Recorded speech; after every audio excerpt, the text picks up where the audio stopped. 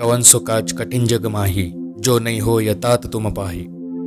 हनुमान जी के लिए ऐसा कोई काम नहीं है जो हनुमान जी नहीं कर सकते, लेकिन हमें धीरज नहीं होता है।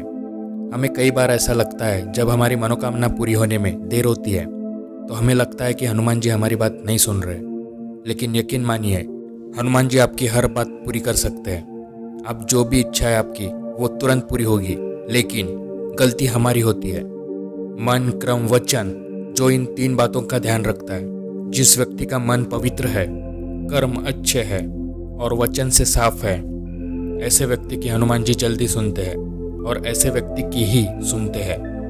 हम कोई ना कोई गलती अनजाने में कर रहे होते हैं, इसलिए हमारे मनोकामना पूरी होने में देरी होती है। हमारे विश्वास में कहीं ना कहीं कमी होती है। हम पूरी तरह विश्वास नहीं रख पाते हनुमान जी पर। आप पूरी तरह विश्वास करके तो देखिए, पूरी तरह शरण में चले जाइए हनुमान जी के। हनुमान जी की सेवा करने में कोई कमी मत रखिए, फिर देखिए हनुमान जी कैसे सुनते हैं। सब सुख लहे तुम्हारी शरणा, तुम रक्षक काहू को डरना। जिसके सर पे हनुमान जी का हाथ हो उसका कोई बाल भी बांका नहीं कर सकता। हनुमान जी, हम सब आपके छोटे से सेवक हैं। हमसे कोई भूल हो जाए तो हमें माफ़ कर देना। आपकी कृपा हम सब पर बनाए रखना प्रभु। जय श्री राम। ये चैनल हनुमान जी स्वयं चला रहे हैं। अगर आप पहली बार इस चैनल पर आए हैं तो हनुमान जी की कृपा आप पर अवश्य है। इस चैनल को सब्सक्राइब जरूर कर देना। हनुमान जी से रिलेटेड वीडियोस आपको इस चैनल पर मिलेंगे। हनुमान जी बहुत दयालु है। वे किसी न किसी वेश में आकर अपने भक्त की सहायता अवश्य करते हैं। तो ऐसा कौन सा संकट आया था इस भक्त पर और कैसे हनुमान जी ने इनके संकट का विनाश किया, आइए जानते हैं। वीडियो को पूरा ध्यान से देखना और अच्छे से समझना। जय श्री राम बोल के वीडियो की शुरुआत करते हैं। जय श्री राम भैया, मेरा नाम सुरभि है। मैं दिल्ली की रहने वाली हूँ। मुझे हनुमान जी के बारे में अच्छी बातें सुनना पसंद है। जब मैंने पहली बार आपकी वीडियो देखी तो मुझे बहुत अच्छा लगा। मैंने तुरंत आपके चैनल को सब्सक्राइब कर दिया। भक्तों के अनुभव सुन के अच्छा लगता है। अनुभव सुन के आंखों में आंसू आ जाते हैं। ऐसा नेक काम करने के लिए आपका दिल से धन्यवाद भैया। मैं हनुमान जी को बहुत मानती हूँ। मेरे घर में मम्मी, पापा और मैं रहती हूँ। मेरी उम्र 27 साल है। मैं रोज़ हनुमान चालीसा पढ़ती हूँ। मेरा समय तय है। मैं रोज़ सुबह 7 बजे हनुमान चालीसा पढ़ती हूँ और प्रत्येक मंगलवार को हनुमान मंदिर भी जाती हूँ। हनुमान जी के प्रति मेरा लगाव बचपन से है। बचपन में मैं कभी कभी पापा के साथ हनुमान मंदिर जाती थी। मुझे मंदिर में बड़ा आनंद आता था, सुकून मिलता था। हनुमान जी को मैं बड़ा भाई मानती हूँ। बचपन से मैं गांव जाती थी मम्मी पापा के साथ। मेरी दादी गांव में रहती है। गांव में दादी के यहाँ जाने में बहुत मज़ा आता था।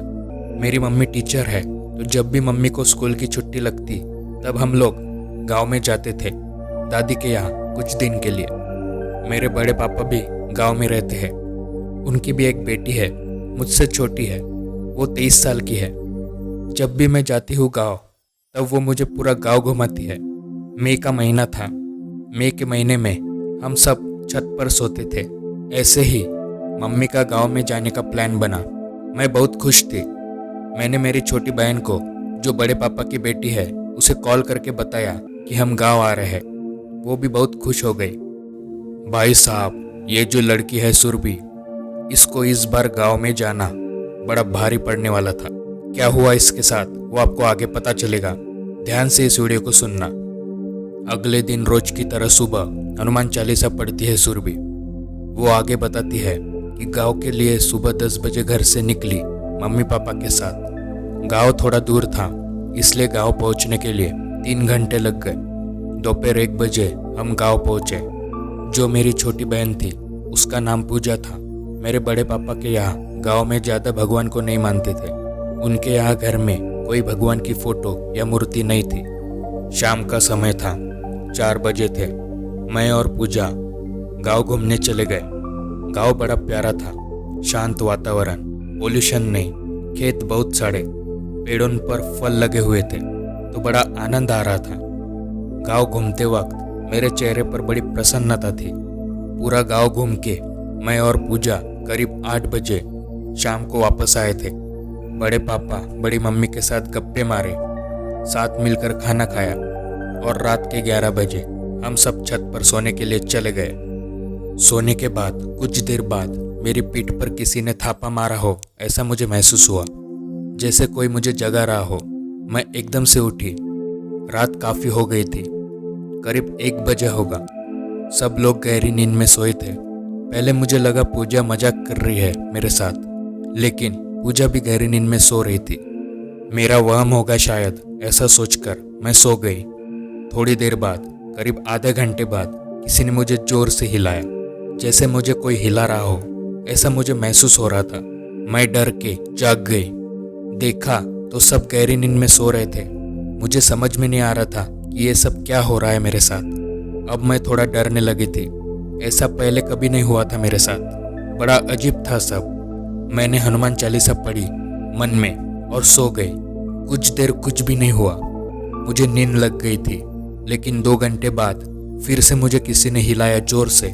जैसे ही मैं जागी तो पास में कोई नहीं था और घर के सारे लोग गहरी नींद में सोए थे। मुझे मेरे आसपास कोई है ऐसा महसूस हो रहा था। मुझे लगा शायद जगह में कोई प्रॉब्लम होगी। मैंने जगह बदली, पास में ही कोने में चली गई सोने, लेकिन फिर से वही सब हुआ मेरे साथ। मैं काफ़ी ज़्यादा डर गई थी। मैंने मन में हनुमान दादा से विनती की और 3 बार हनुमान चालीसा पढ़ी मन में पूरे विश्वास के साथ और सो गई। उसके बाद क्या हुआ पता नहीं। मेरी आँख सुबह 7 बजे खुली। अच्छी नींद आई। उसके बाद कोई तकलीफ नहीं हुई। मैंने सारी बातें पूजा को बताई। पूजा छोटी है, उसको मेरी बात पर यकीन नहीं हो रहा था।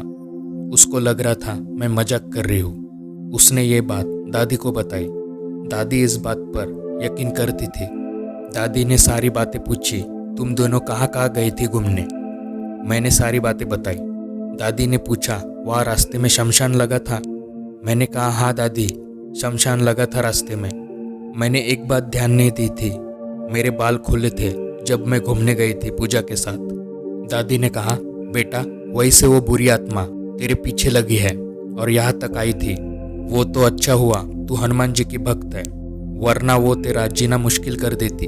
शमशान के पास जाया मत कर, और गई तो फिर बाल खुले मत रखा कर। उसके बाद से आज तक कुछ नहीं हुआ दोबारा मेरे साथ।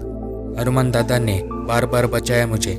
मैं आपके चैनल के माध्यम से सभी भक्तों को बताना चाहती हूँ, हनुमान जी की शरण में चले जाओ। हनुमान जी आपको हमेशा संकट से बचाएंगे। तो देखा दोस्तों, एक और असंभव कार्य को संभव किया हमारे हनुमान जी ने। इसलिए मैं हमेशा कहता हूँ कि हनुमान चालीसा पढ़ा करो, हनुमान जी की शरण में चले जाओ।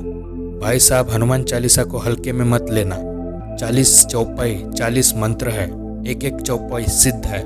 पढ़ के तो देखो पूरी श्रद्धा से, विश्वास से। कोई आपका बाल भी बांका नहीं कर पाएगा। तो ऐसी है हमारे हनुमान जी की लीला, सबसे न्यारी। यह अनुभव से आपको क्या सीखने को मिलता है? भाई साहब, शमशान के पास भटका मत करो। अगर गए भी तो परफ्यूम मत लगा के जाना और बाल खुले मत रखना। और हनुमान जी की शरण में चले जाओ। हनुमान चालीसा रोज पढ़ा करो। हनुमान चालीसा में बहुत शक्ति है। आपके पास भी कोई अनुभव होगा, इस मेल आईडी पर आप भेज सकते हैं।